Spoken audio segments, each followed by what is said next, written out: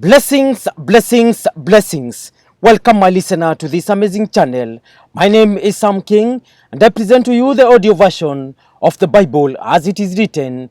Kindly let us subscribe and share with our friends as we celebrate the good news of our Lord Jesus Christ. And today we will be looking to the book of 2 Samuel, chapter number 3, and I read, "The war between the house of Saul and the house of David lasted a long time. David grew stronger and stronger, while the house of Saul grew weaker and weaker. Sons were born to David in Hebron. The firstborn was Amnon, the son of Ahinoam of Jezreel. His second, Kiliab, the son of Abigail, the widow of Nabal of Carmel. The third, Absalom, the son of Maacah, daughter of Talmai, king of Geshur. The fourth, Adonijah, the son of Haggith. The fifth, Shephatiah, the son of Abital. And the sixth, Ithream, the son of David's wife Elgah. These were born to David in Hebron." During the war between the house of Saul and the house of David, Abner had been strengthening his own position in the house of Saul. Now Saul had had a concubine named Rizpah, daughter of Aiah, and Ishbosheth said to Abner, "Why did you sleep with my father's concubine?" Abner was very angry because of what Ishbosheth said. So he answered, "Am I a dog's head on Judah's side? This very day I am loyal to the house of your father Saul and to his family and friends. I haven't handed you over to David. Yet now you accuse me of an offense involving this woman. May God deal with Abner, be it ever so severely, if I do not do for David what the Lord promised him on oath, and transfer the kingdom from the house of Saul, and establish David's throne over Israel and Judah from Dan to Beersheba." Ishbosheth did not dare to say another word to Abner because he was afraid of him.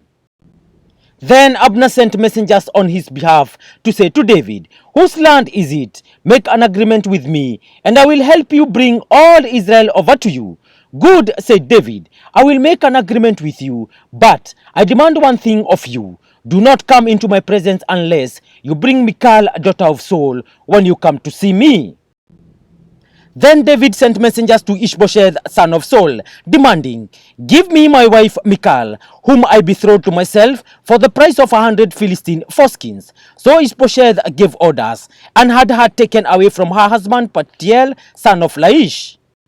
Her husband, however, went with her, weeping behind her all the way to Bahurim. Then Abner said to him, "Go back home." So he went back. Abner conferred with the elders of Israel and said, "For some time you have wanted to make David your king.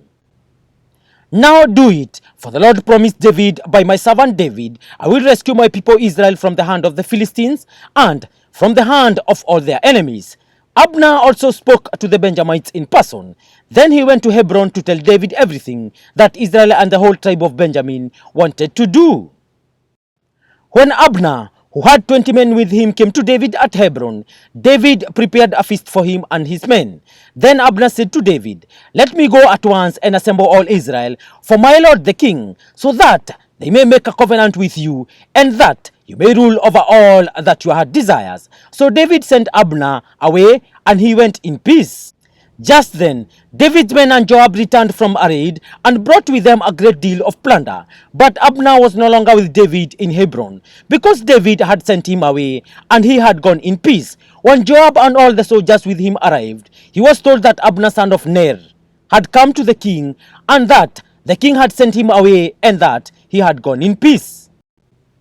So Joab went to the king and said, "What have you done? Look, Abner came to you. Why did you let him go? Now he is gone. You know Abner, son of Ner. He came to deceive you and observe your movements and find out everything you are doing." Joab then left David and sent messengers after Abner, and they brought him back from the cistern at Sirah, but David did not know it. Now, when Abner returned to Hebron, Joab took him aside into an inner chamber, as if to speak with him privately, and there, to avenge the blood of his brother Asahel, Joab stabbed him in the stomach, and he died. Later, when David heard about this, he said, "I and my kingdom are forever innocent before the Lord concerning the blood of Abner, son of Ner. May his blood fall on the head of Joab and on his whole family. May Joab's family never be without someone who has a running sore or leprosy, or who leans on a crutch, or who falls by the sword, or who lacks food."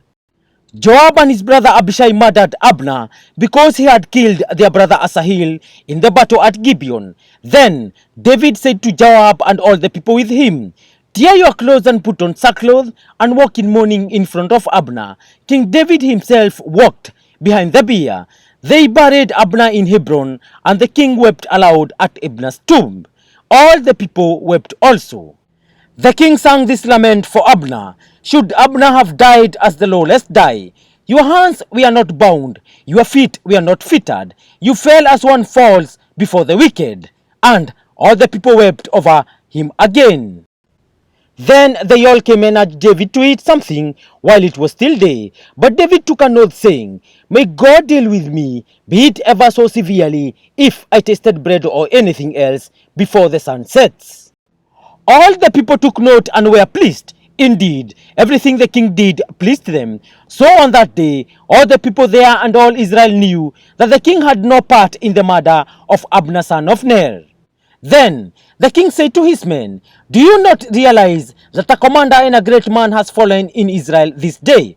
And today, though I am the anointed king, I am weak, and the sons of Zeruiah are too strong for me.